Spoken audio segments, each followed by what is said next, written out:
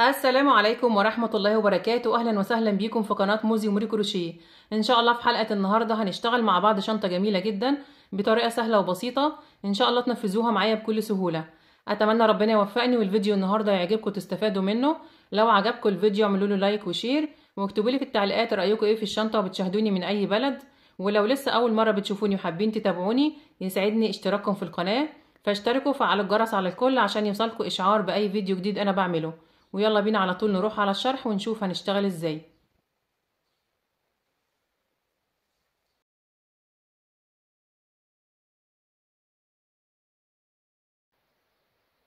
انا هشتغل بخيط مكرمية مصري متوسط السمك، سمك 3 مللي،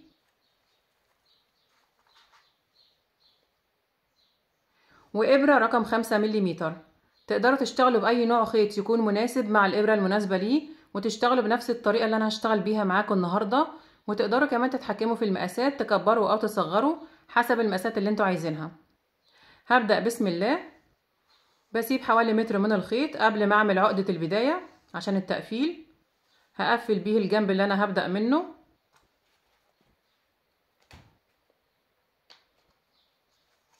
بعد ما سبت متر من الخيط بعمل عقدة البداية، وهشتغل 38 سلسلة وهنشوف مقاسهم كام سنتي.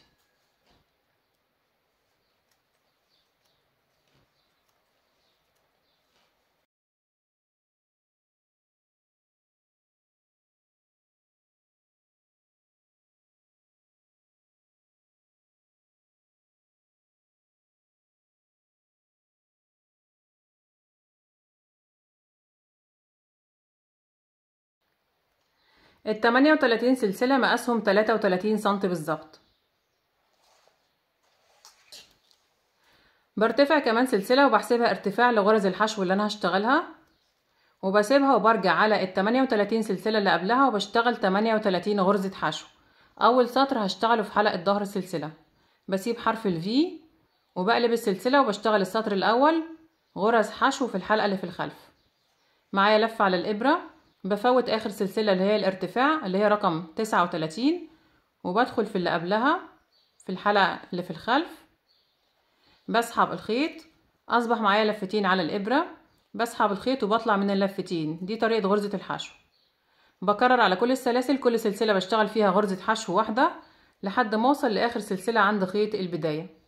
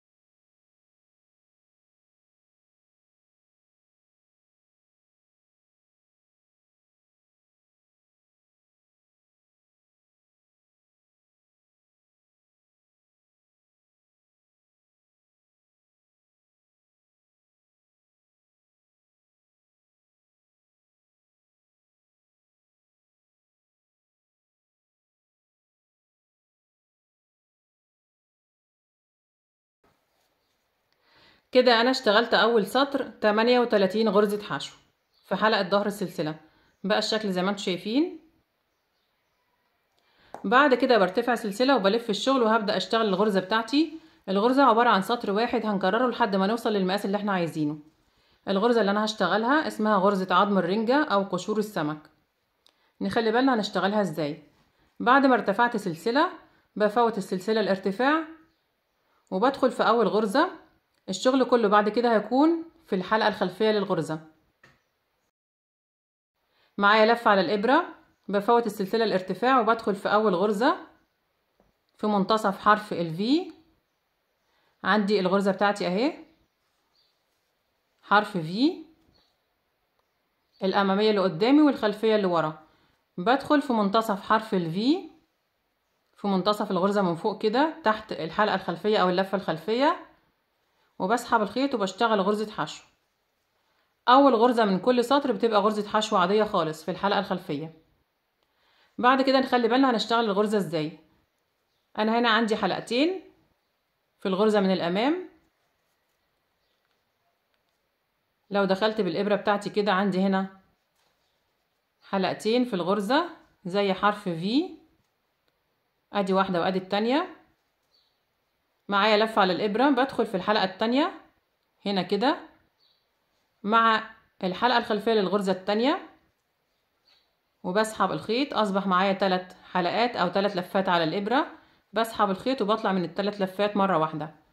أول غرزة بس من كل سطر هيبقى فيها حلقتين، بعد كده الغرز كلها هيبقى فيها 3 حلقات. زي ما انتم شايفين هنا عندي 3 حلقات أو 3 لفات على الخيط أو في الغرزة. معايا لفة على الإبرة، بفوت أول واحدة والتانية وبدخل في التالتة من الغرزة الأخيرة اللي أنا اشتغلتها مع الحلقة الخلفية للغرزة التالتة في منتصف حرف الفي وبسحب الخيط. أصبح معايا 3 لفات على الإبرة. بسحب الخيط من ال3 لفات مرة واحدة وبكرر لحد ما أوصل لآخر السطر. تاني معايا لفة على الإبرة وعندي هنا 3 حلقات في الغرزة. بسيب أول حلقة والتانية وبدخل في التالتة مع الغرزة اللي عليها الدور في منتصف حرف الفي تحت الحلقة الخلفية وبسحب الخيط. أصبح معايا 3 حلقات أو 3 لفات على الإبرة. بسحب الخيط وبطلع من ال3 لفات. بكرر بنفس الطريقة لحد ما أوصل لآخر السطر. هكرر معاكم كمان مرة. معايا لفة على الإبرة وعندي 3 لفات من الخيط في الغرزة الأخيرة. بسيب الأولى والتانية وبدخل في التالتة كده بقى معايا حلقتين أو لفتين وبدخل في منتصف حرف الفي للغرزة اللي عليها الدور هنا وبسحب الخيط. أصبح معايا 3 لفات على الإبرة. بسحب الخيط من ال3 لفات مرة واحدة. هكرر بقى بنفس الطريقة لحد ما أوصل لآخر السطر. بسيب الأولى والتانية وبدخل في التالتة بقى معايا حلقتين. بدخل في منتصف حرف الفي للغرزة اللي عليها الدور وبسحب الخيط. أصبح معايا 3 حلقات. بسحب الخيط وبطلع من ال3 حلقات. دي طريقة الغرزة. هكرر لحد ما أوصل لآخر السطر. كل غرزة بشتغل فيها غرزة واحدة، مش هعمل أي تناقص أو تزايد. هرتفع بالشغل بتاعي على 38 غرزة.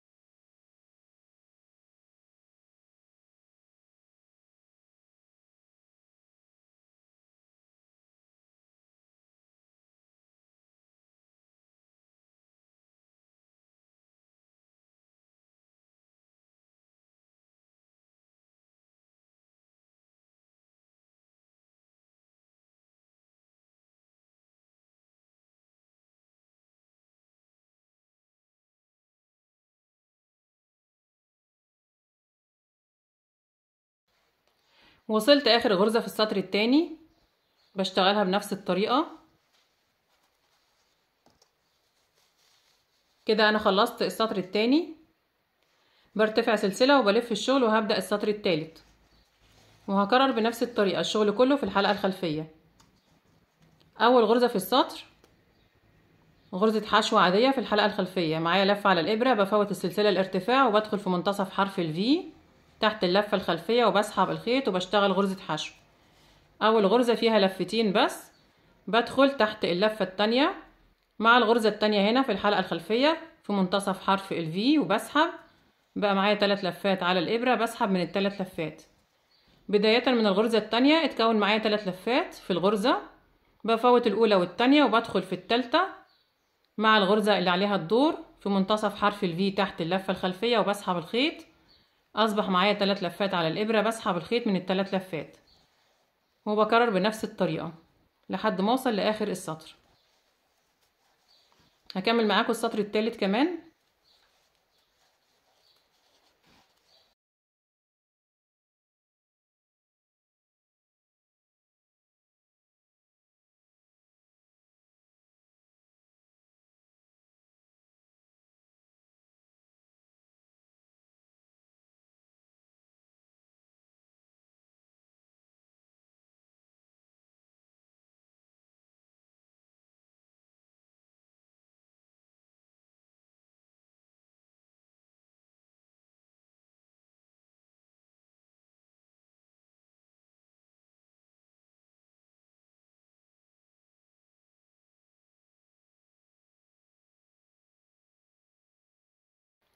وصلت اخر غرزة في السطر الثالث. كده انا اشتغلت 3 سطور. اول سطر اللي هو الاساس بتاع الشغل بتاعي غرز حشو عادية خالص في سلسلة البداية، واشتغلت سطرين من الغرزة بتاعتنا اللي هي غرزة عظم الرنجة او قشور السمك. طريقتها سهلة جدا وبسيطة زي ما شفنا مع بعض، ان شاء الله تنفذوها بكل سهولة. بكرر بقى بنفس الطريقة، برتفع سلسلة وبلف الشغل وهبدأ السطر الرابع.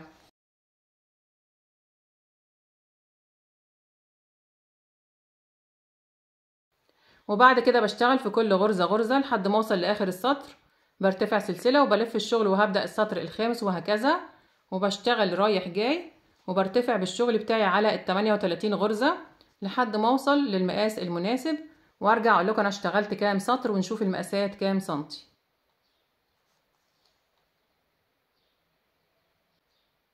انا كده ارتفعت 21 سطر على ال 38 سلسلة اللي انا بدأت بيهم لحد ما وصلت لمقاس 24 سنتي. بقى الشكل زي ما انتم شايفين، الغرزة شكلها جميل جدا. ال 21 سطر عبارة عن اول سطر غرز حشو عادية خالص في سلسلة البداية، وبعد كده 20 سطر من غرزة عظم الرنجة. هنشوف المقاسات مع بعض. مقاس العرض 24 سنتي، ومقاس الطول زي ما شفنا في البداية 33 سنتي بالظبط. بعد كده هشتغل اخر سطر، هشتغل غرز حشو عادية خالص في الحلقة الخلفية، برتفع سلسلة وبلف الشغل وبشتغل غرز حشو في الحلقة الخلفية عشان يبقى اخر سطر عندي زي اول سطر انا بدأت بيه. معايا لفة على الابرة، بفوت السلسلة الارتفاع وبدخل في اول غرزة تحت الحلقة الخلفية في منتصف حرف الفي، وبسحب وبشتغل غرزة حشو وبكرر لحد ما اوصل لاخر السطر غرز حشو في الحلقة الخلفية.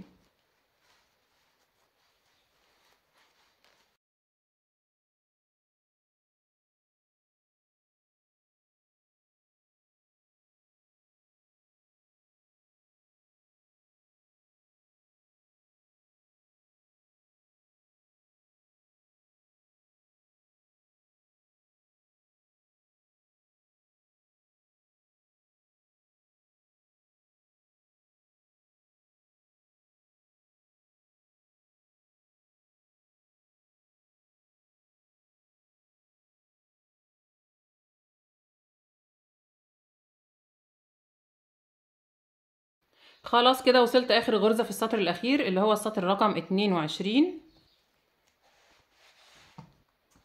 بقى الشكل زي ما انتم شايفين، الغرزة شكلها جميل جدا. كده انا اشتغلت 22 سطر. اول سطر على سلسلة البداية غرز حشو عادية، وبعد كده 20 سطر من غرزة عظم الرنجة، والسطر الاخير غرز حشو عادية برضو في الحلقة الخلفية. طبعا الغرزة زي ما انتم شايفين دبل فيس، يعني الوش زي الظهر بالظبط. انا هخلي ده وش الشغل بتاعي اللي هو فيه السطور الزوجية. لو عديت كده 2 4 6 8 10 12 14 16 18 20 22، ده شكل الغرزة. ولو قلبت الجنب التاني هلاقي فيه سطرين فردي، اول سطر اللي انا اشتغلته على سلسلة البداية، والسطر الاخير هنخلي ده داخل الشنطة، والجنب التاني هيكون وش الشغل بتاعي اللي هو هيكون خارج الشنطة. بقلب كده بخلي الداخل برا، وهخيط الجنبين بغرزة منزلقة بإبرة الكروشيه. تقدروا تخيطوا بإبرة التنظيف، الطريقة الأسهل ليكوا خيطوا بيها. أنا عندي هنا الخيط اهوت، بسحبه كده من الحلقة الأخيرة وبقصه وبسيب حوالي متر عشان التقفيل. أنا كده كده الخيط خلص معايا، فاضل جزء صغير اهوت هقفل بيه.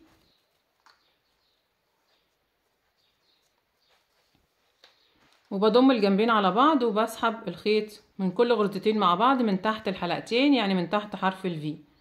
بدخل هنا في اول غرزة تحت الحلقتين تحت حرف الفي مع الغرزة الاولى اللي هنا مقابلة ليها، وبسحب وبكرر كل غرزتين قصاد بعض تحت الحلقتين، يعني تحت حرف الفي هنا في الجنب ده، وتحت حرف الفي في الجنب التاني، وبسحب وبعمل منزلقة. بسحب الخيط وبسحبه من الحلقة اللي على الإبرة، وبكرر تاني لحد ما اوصل لاخر الجنب تحت.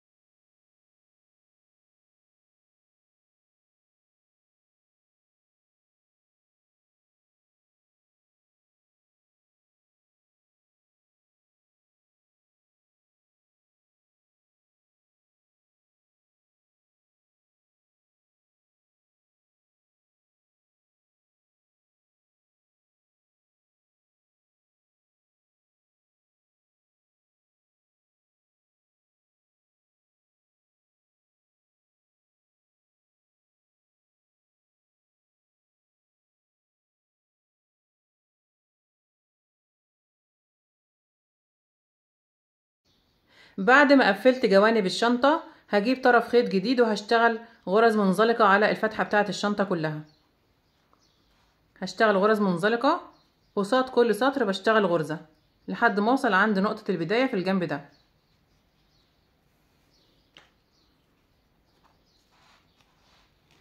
هبدأ من هنا من المكان بتاع التقفيل وبسحب الخيط وبرتفع سلسلة، وبعد كده بروح على السطر التاني بشتغل تحت حلقة واحدة بس من الخيط، وباخد معايا طرف الخيط بتاع البداية عشان انضفه، وبسحب وبشتغل منزلقة، بنزل طرف الخيط ده وبشتغل الغرزة اللي بعدها. بعد كده برفع طرف الخيط وباخده معايا تحت الغرزة، ممكن اسيبه وانضفه بعد كده بإبرة التنظيف. بنزله تاني وبشتغل الغرزة اللي بعدها وهكذا، وبكرر لحد ما اوصل لاخر السطر. برفعه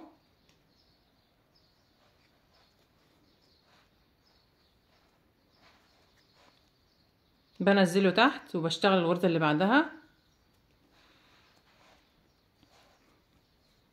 هيبقى الشكل كده. بكرر بقى بنفس الطريقة كل سطر بشتغل فيه غرزة منزلقة على الفتحة كلها لحد ما اوصل لهنا عند اخر غرزة.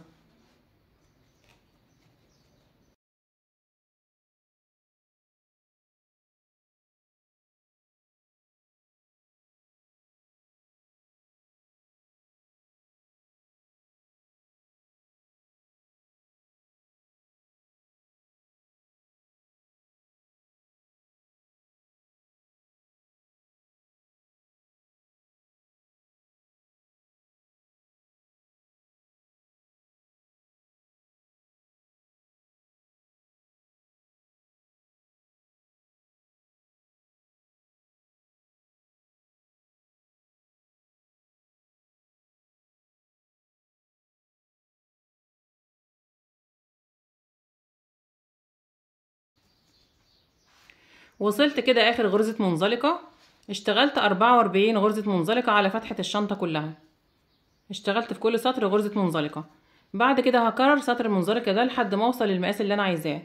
هشتغل منزلقة السطر التاني في الحلقة الخلفية للمنزلقة بتاعت السطر الاول من غير ما اقفل بدخل على طول هنا في اول منزلقة انا بدأت بيها في منتصف حرف الفي تحت الحلقة الخلفية، وبسحب وبشتغل منزلقة، بشتغل بشكل حلزوني داير ما يدور، وبرتفع بعدد من السطور لحد ما اوصل للمقاس المناسب.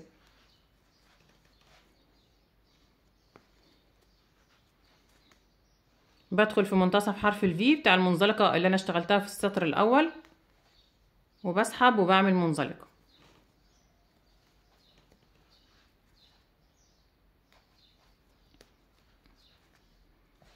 هيبقى الشكل كده. بكمل بنفس الطريقة كل غرزة بشتغل فيها غرزة منزلقة لحد ما اوصل لاخر السطر. على طول ببدأ السطر الثالث مباشرة، وبشتغل بشكل حلزوني داير ما يدور، وبرتفع بعدد من السطور، وارجع اقول لكم انا اشتغلت كام سطر، ونشوف هنكمل شغل في الشنطة ازاي.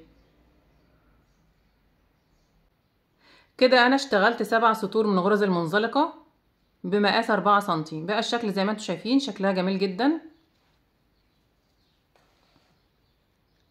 مقاس الجزء اللي فوق ده بتاع المنزلقة 4 سنتي بالظبط، وارتفاع الشنطة كلها 20 سنتي.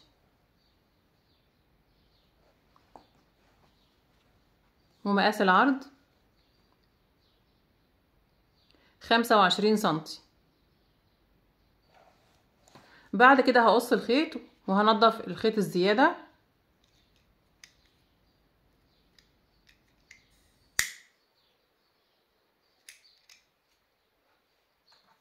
بعد ما قصيت الخيط بسحبه من اخر غرزة منزلقة من منتصف حرف الفي، وبلضمه في ابرة التنظيف، ونقفل الشغل بتاعنا.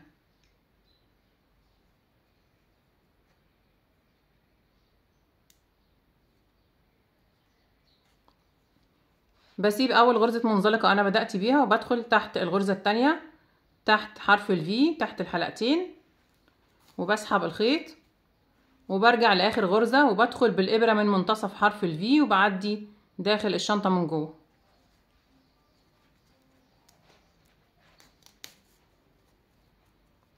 كده انا قفلت السطر الاخير، وصلت الغرز كلها ببعضها كأن مفيش قفلات خالص.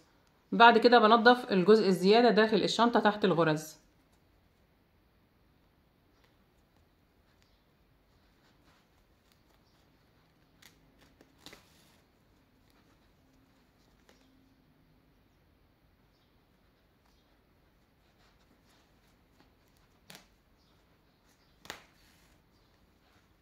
هنضف الخيط وارجع لكم تاني.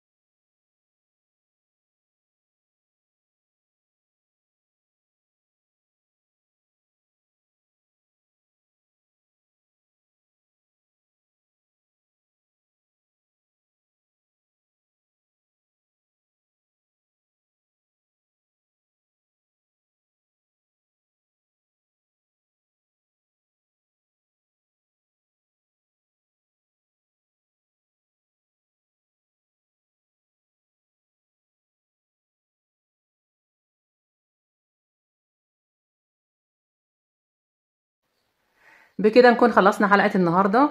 اتمنى يا رب يكون الفيديو عجبكم، تكونوا استفدتوا منه. لو عجبكم الفيديو اعملوا له لايك وشير، واكتبوا لي في التعليقات رأيكم ايه في الشنطة وبتشاهدوني من اي بلد. وما تنسوش تشتركوا في القناة لو لسه ما اشتركتوش، وتفعلوا الجرس على الكل عشان يوصلكوا اشعار باي فيديو جديد انا بعمله. وان شاء الله نتقابل في فيديو جديد، وشكرا لكم والسلام عليكم ورحمة الله وبركاته.